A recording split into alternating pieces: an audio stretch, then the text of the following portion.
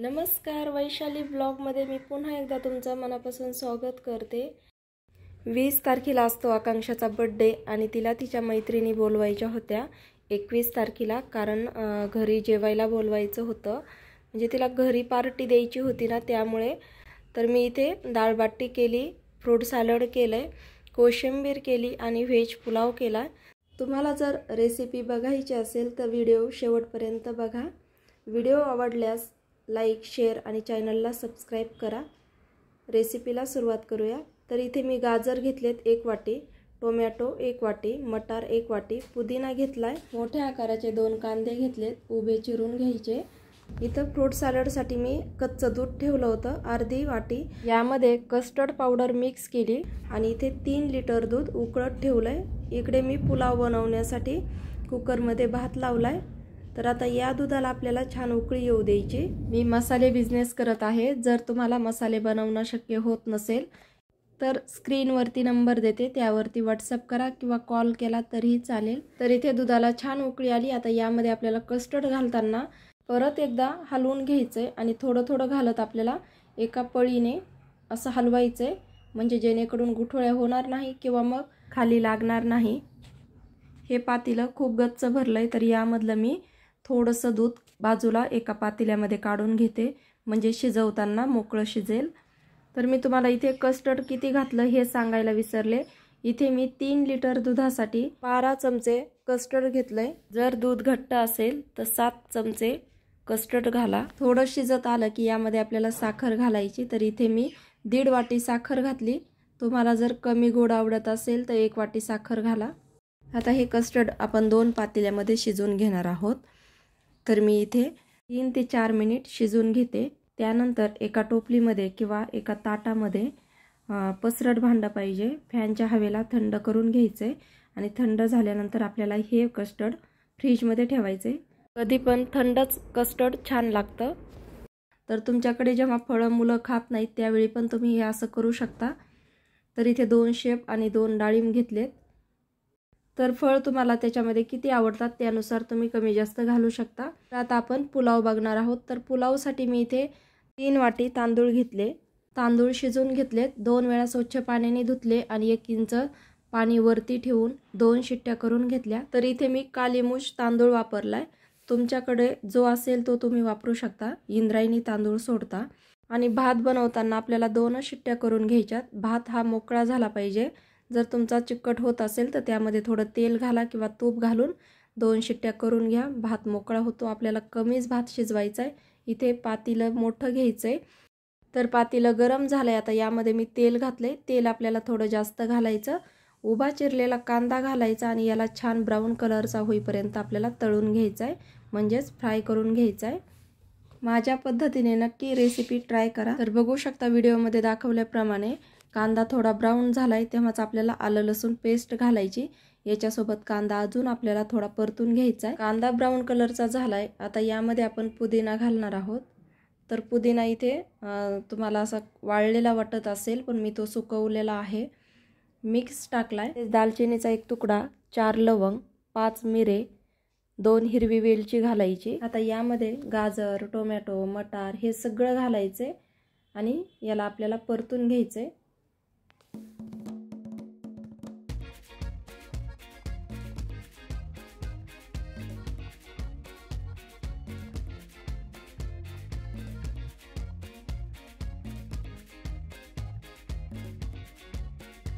गाजर थोडं कडक असतं, त्या गाजरला शिजायला थोडा वेळ लागतो, त्यासाठी आपल्याला यावरती झाकण ठेवायचं, म्हणजे गाजर लवकर शिजतं।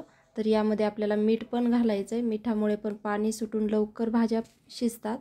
तर इथे मी कमी तिखटवाल्या मिरच्या घातल्या 3 आणि जास्त तिखट म्हणजेच लवंगी मिरची जी असती तर ती घातली 5 ते 6। तर आपल्याला याच्यामध्ये लाल पावडर वापरायची नाही, फक्त हिरव्या मिरचीचाच करायचा आहे, म्हणून मिरच्याचं प्रमाण जास्त घ्यायचं। 2 चमचे यामध्ये तूप घालायचं आणि मिक्स करून घ्यायचं। आता आपल्याला यामध्ये दही घालायचंय अर्धी वाटी। तर इथे मी कमी आंबट घेतलंय, तुमच्याकडे जर आंबट असेल तर थोडं कमी घाला।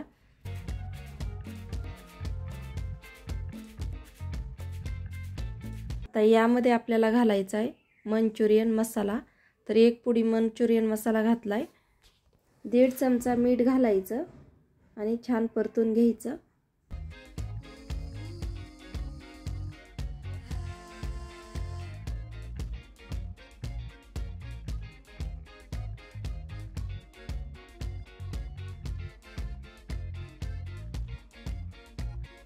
या भाज्या शिजतात तोपर्यंत आपल्याला या भातामध्ये मंचुरियन मसाल्याची 1 पुडी मिक्स करायची। तर मी यामध्ये मिक्स केली, भात मोकळा करून घेतलाय आणि आता हा आपल्याला या भाज्यांवरती घालून घ्यायचा आहे। तर याला भाताला छान मोकळं करून घ्यायचं। तर हा भात आपल्याला थोडासा असा दाबून घ्यायचा आहे, म्हणजे याला दम छान बसतो। तर तुम्हाला जर कलरचा पुलाव पाहिजे असेल तर यामध्ये 2-3 कलर तुम्ही घालू शकता। तुम्हाला मी व्हिडिओमध्ये पुढे गेल्यावर दाखवते कलर कसा घालायचा। या भातावर आपल्याला 2 चमचे तूप घालायचे। तर काली मूछ तांदूळ याला जास्त पाणी लागतं, तर यावरती मी थोडं पाणी घालणार आहे, कमीत कमी अर्धी पाऊण वाटी पाणी घालणार आहे आणि याला वाफ देण्यासाठी आपण ठेवणार आहोत। तुमचा जर मऊ भात शिजला असेल तर तुम्ही असं पाणी नाही घालायचं, फक्त तूप घालायचं। कमी गॅसवरती आपल्याला झाकण ठेवून 20 मिनिट ठेवायचं। जर तुमच्याकडे पातळ बुडाचा जर पातेला असेल तर तुम्ही तवा ठेवा आणि तव्यावरती पातेलं ठेवून कमी गॅसवरती 30 मिनिट या पुलावला छान वाफून घ्या। तर 20 मिनिट झालेत आणि आता आपण एकदा याला हलवून बघू।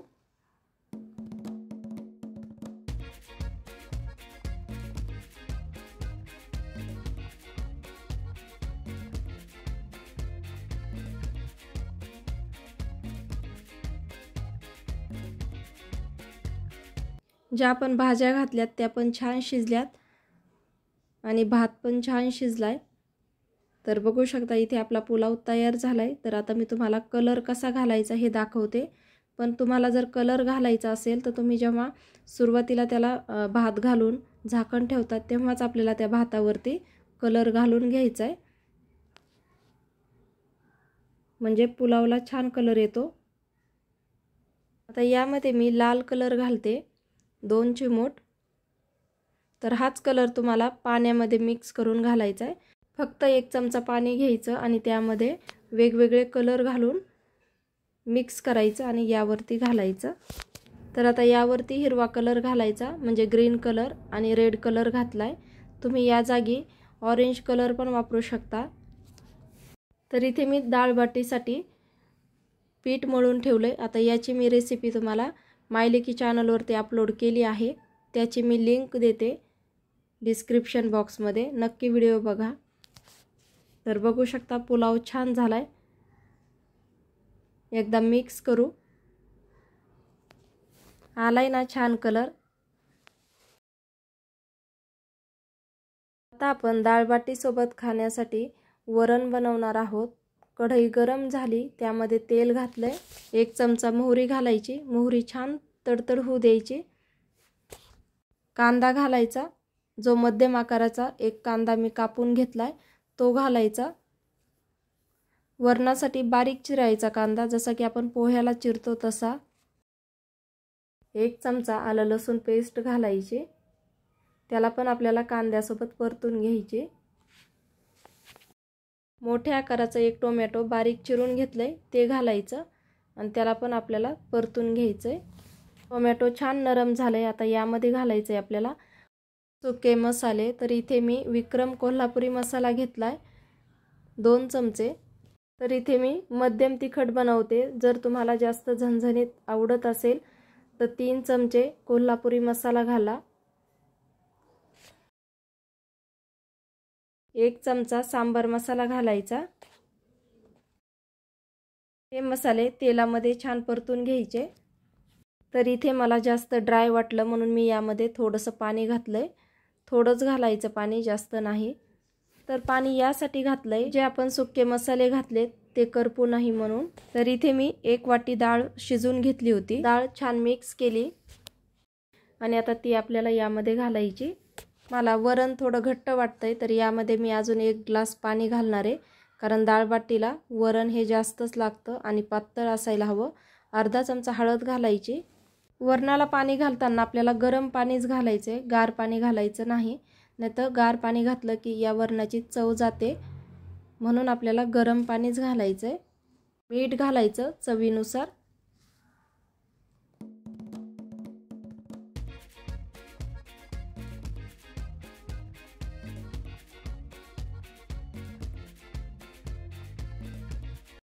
तर ही डाळबाटी बनवायला खूप सोपी आहे आणि खायला पण खूप छान होती.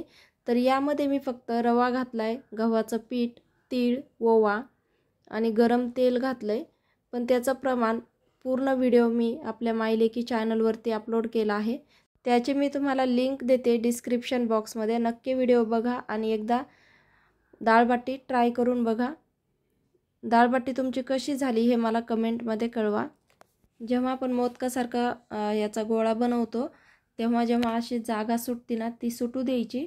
कारण जेव्हा आपण इडली पात्रामध्ये लावतो तेव्हा यातून आतपर्यंत वाफ जाते आणि आपल्या बट्ट्या खुसखुशीत होतात. तर इथे इडली पात्र घेतलंय, त्याला आपल्याला तेल लावून घ्यायचंय. तर इथे इडलीचं भांडं ठेवलंय, त्यामध्ये पाणी घालायचं, लिंबाची फोड घालायची, त्यावरती असं इडली पात्र ठेवायचंय. तर आपल्याला मधलं पात्र काढून ठेवायचंय, म्हणजे मधली प्लेट जी आहे तर ती काढून ठेवायची. 1 नंबरची आणि 3 नंबरचीच प्लेट लावायची. दुसऱ्या बाजूला इथे वरण तयार झालंय. गॅस बंद करू.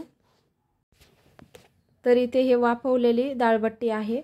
तर ही कशी ओळखायची, तर त्यामध्ये चाकू टाकायचा आणि जर चाकूला चिटकलं नाही तर समजायचं आपली बाटी शिजली. आणि जर गोळा चाकूला चिटकत असेल तर 5 मिनिट अजून आपल्याला शिजून घ्यायचंय. तर इथे आकांक्षाचा बर्थडे सेलिब्रेट करत होतो. तिथे मी व्हिडिओ लावला होता, त्यामुळे बट्टीचा व्हिडिओ करायला जमला नाही.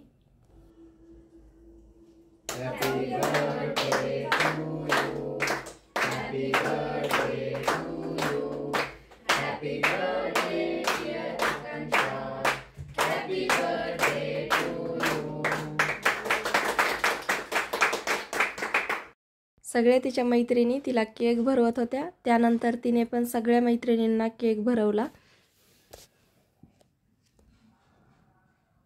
आज तिच्या मैत्रिणी आल्यामुळे आकांक्षा खूप खुश होती.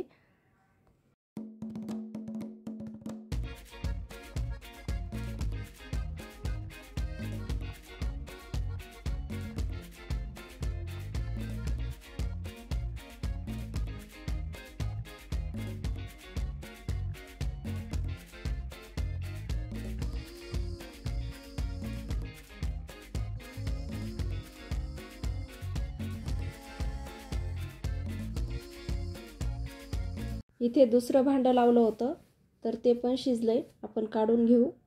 तर इथे मला आज खूप मदत झाली आरतीची आणि ओमची.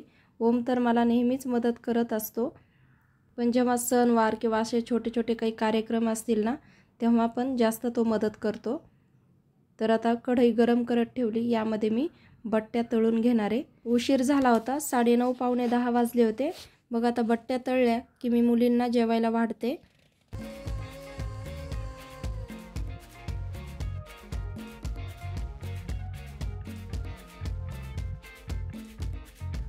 तर इथे एका गोळ्याचे 4च भाग करते, बाकी राहिलेले ओम करतोय.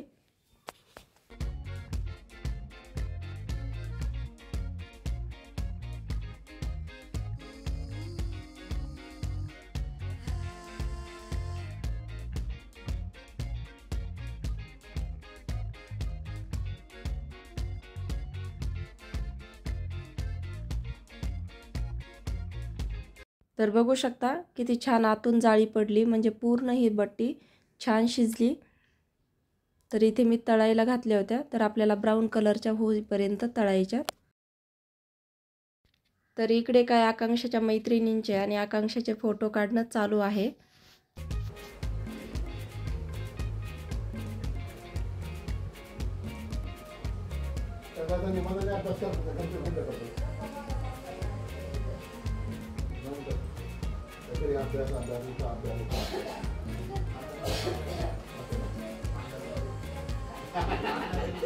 बरोबर 2-4 नाटक एक तर ऐक करून सांगून ऐकत नाही म्हणून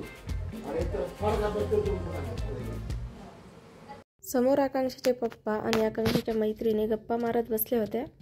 तोपर्यंत इथे ओम पात्र पुसून घेत होता, म्हणजे जेवायला वाढण्याची तयारी करत होता. मी राहिलेल्या बट्ट्या तळून घेत होते. हॉलमध्ये थोडा कचरा झाला होता, तर आरती झाडून घेती.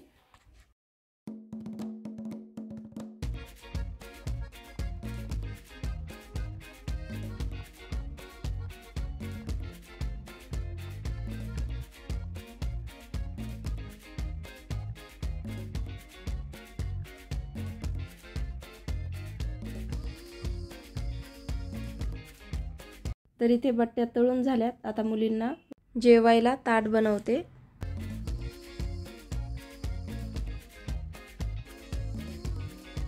बट्ट्या, डाळ, कोशिंबीर, फ्रूट सॅलड आणि इकडे पुलाव, कांदा, लिंबू.